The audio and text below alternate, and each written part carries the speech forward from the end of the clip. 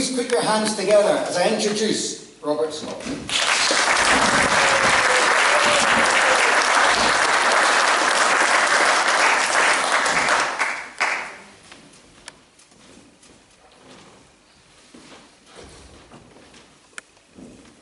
Good evening, Mr. Chairman, top table guests, ladies and gentlemen. As Russell says, my name is Robert Scott, and I'm very proud and honoured to be invited here this evening to perform for you at your Burns supper.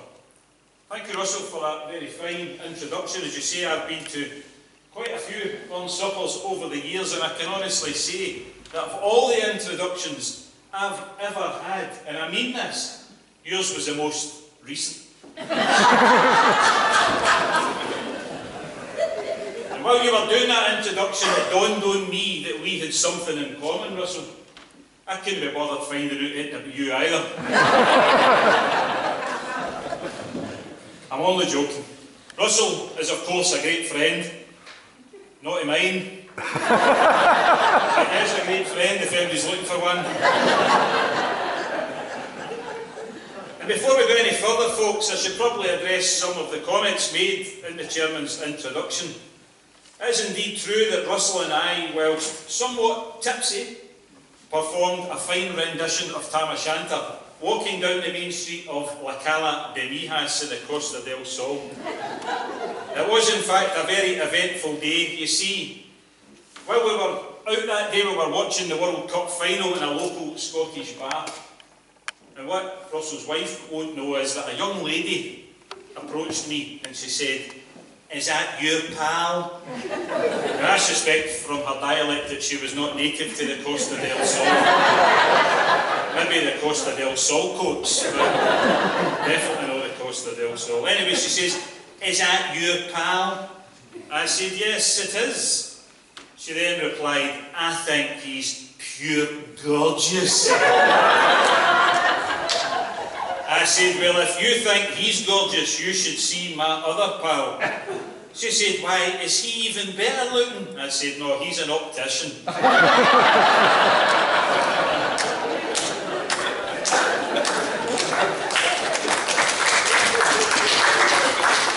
He wasn't even a good looking Wayne, was he, Moira? Moira's here, that's Russell's mum. She said she only got morning sickness after he was born. That's how lovely he was. They had to tie a bone on his neck so the dog would play with him. You started it. I must confess, folks, I've had a bit of a tricky start to my day today. The postman looked very shocked when I came to the door stark and naked this morning. I'm not sure what surprised him the most, the fact that I was in the buff or the fact that I knew where he lived.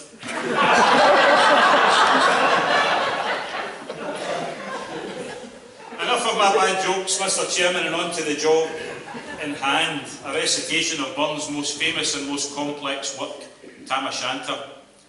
Tam O'Shanter is a cautionary tale about the cause and solution to all of life's problems.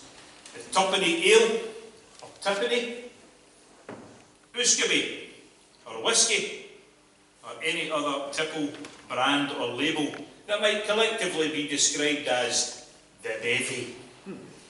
The poem was written in 1790 at the request of Captain Francis Grose to accompany a drawing of Alloway Kirk which Burns had requested be included in Grose's forthcoming volume, Antiquities of Scotland. Now, Burns, as many of you will know, was fascinated with folklore and superstition.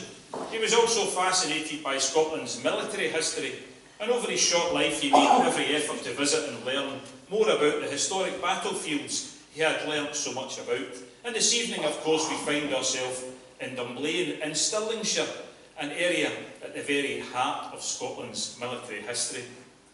I, like many others, am a big fan of the movie Braveheart. I'm sure many of you have seen it, and I'm very proud to say that my great-great-great-great-great-great-great-great-great-great-grandfather stood with William Wallace at the Battle of Stirling Bridge in 1297. He wasn't fighting per se, he was one of the face painters. But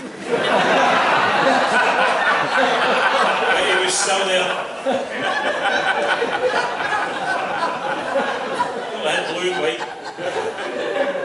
to the job in hand, folks. Tam O'Shanter.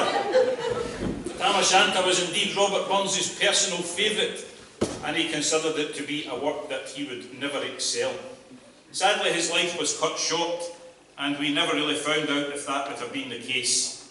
The story revolves around the central character, Tam, who is modelled on Douglas Graham, a tenant farmer of Shanter Farm, and his wife Kate on Helen McTaggart, who was as famous for her nagging as he was for his drinking.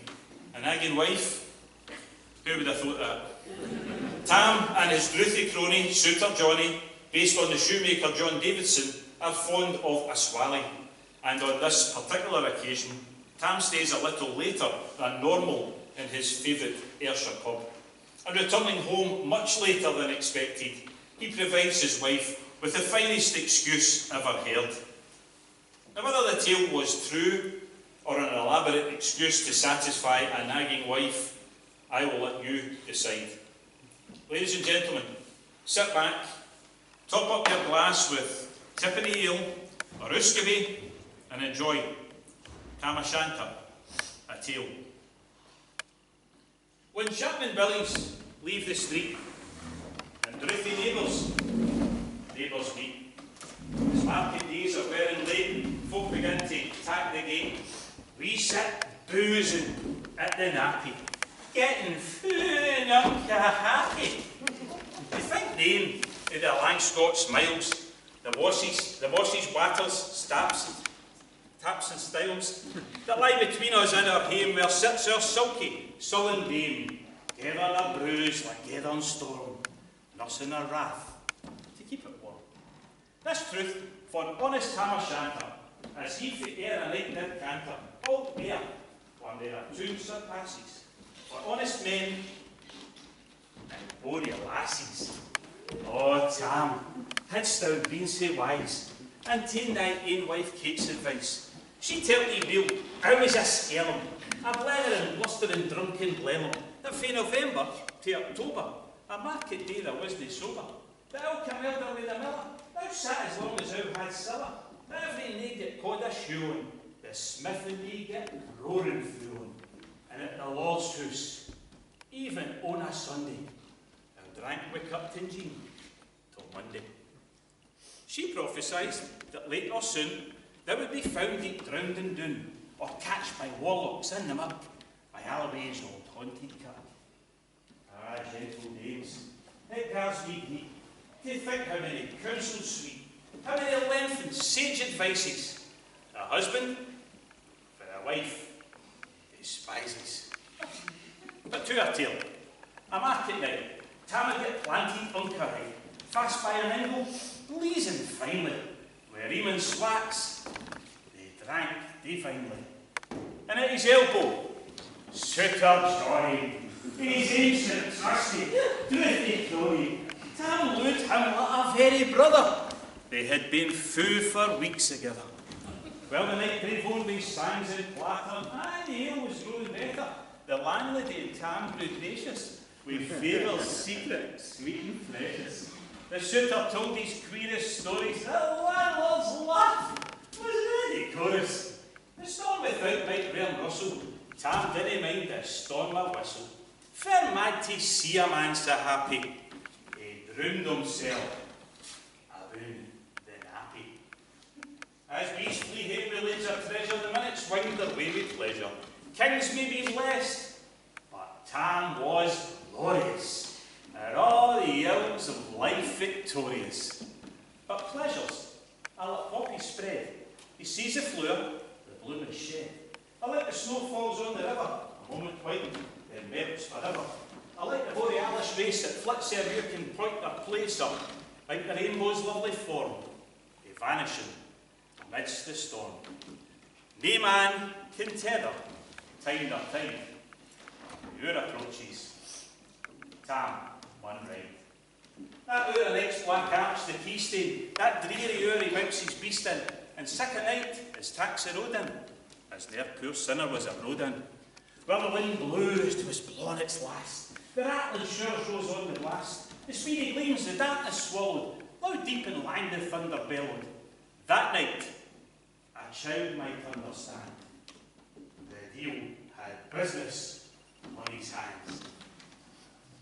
Well mounted, on his grey mare Meg, a better never lifted leg, Tam Skelpot on through Dublin mire, despising the wind and rain and fire, whilst holding fast his good blue bonnet, and crooning ever summer Scots sonnet, was howling round with prudent care, lest foes catch him unaware. Kirkcalaway was drawing nigh, where gay Sir Hullock's nightly crying. By this time he was crossed the ford, wherein the store the chaplain swore, and past the bucks in Maple Stain, where drunken Charlie Brack's neck came, and through the wind and by the cairn, where hunters fun the murdered bairn, and near the thorn aboon the well, where Mungo's mother hanged herself.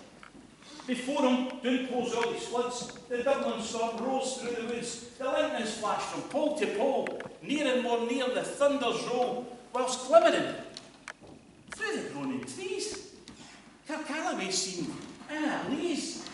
Through Ilka bore the wheels were glancing, with loud resounding mirth and dancing.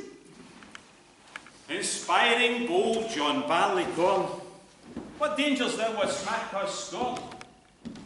We Tipperary, we'll fear the evil, we Uskaway, we'll face the devil.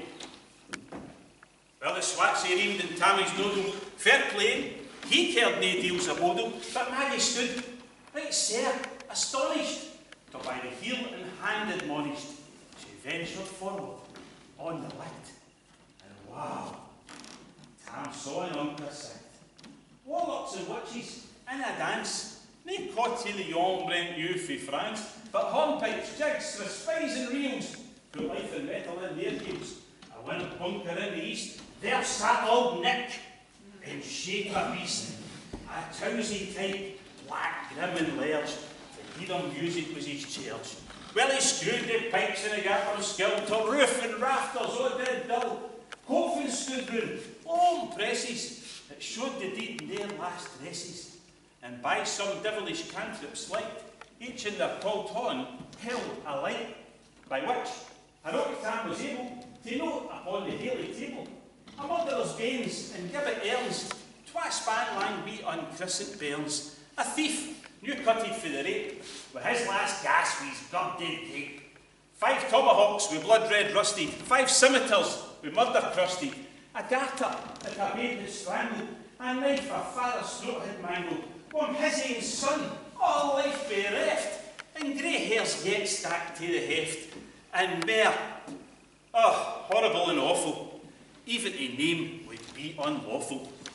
As Tammy glowered amazed and curious, the muffin fun grew fast and furious, the piper loud and louder blew, the dancers quick and quicker flew, they reeled, they set, they crossed, they cleek it, till Ilka Calvin swat and reek it, and kissed her diddies to the whack, and link it at it in her sack. Oh Tam, have saving queens, all plop and scram, in their teens, their sacks instead of greasy fan, in Snow White 1700 linen. These breaks are mine, my inlet there, the age for plush of good blue hair, I was a geeked up half my hubbies, for ae blink, bonny birdies. But weather bell drams, old and droll, big woody hags could spoon a foe, a louping and flinging with a crump. Ah, for one of them they turned thy stomach. Tam kent what was wit fu brawly.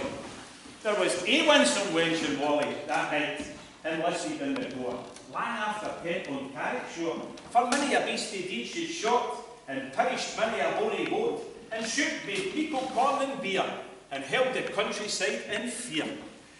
Her cutty sat, O Paisleyham, that as a lassie she had borne, in longitude, though sorely scanty, it was her best and she was vaunting. Ah, little kent thy reverend granny, that sack she bought for her wee nanny, with 12 Scots, 'twas all her riches, whatever a grace, a dance of witches. But hear my muse, her wing Muncour, 6 flights are far beyond her power, to sing how nanny, lap and flang, a supple jade she was in slamming, how Tam stood, what ain bewitched, he thought his very een enriched, even Satan glowered, And he fudged through fair, and he pudged and he blew, he micked and main, till first he cape up, sin another, tramped out his reason altogether, and rose out. Well done, Cutty sat! And in an instant, all was that. And scarcely had he Maggie rallied, when out beheld his region sallied. His bees buzz out the angry fight, when plundering herds assail their bite. As open pussies lock or close, when pop she starts a fold her nose. As eager runs a market crowd, then catch the thief resounds aloud. So Maggie runs, the witches follow, with many an eldritch screech and holler. O Tam, thou get thou fern, and hell they'll roast thee like a hern. In vain thy kin awaits thy coming, Kate soon will be a woeful woman. Now do thy speed utmost, Ned, about the keystone o' the brig, thereafter their tail may toss, for a running stream they darely cross. But ere the keystone she could make a fainter tail, she'd have to shake for Nanny, far before the rest, and hard upon noble Maggie Preston, flew at Tam, with furious ettle. The little wishy Maggie's mettle, he sprang, brought aft her master hail, but left behind her ain grey tail. A Carlin clopped her with a rump, and left poor Maggie scarce a stump. Now, who this tale of truth shall read, out man and mother's son, take heed. When ye are to drink, ye are inclined, pretty sacks running your mind. Drink, you may buy the joys of beer, but remember, tam o'shanters.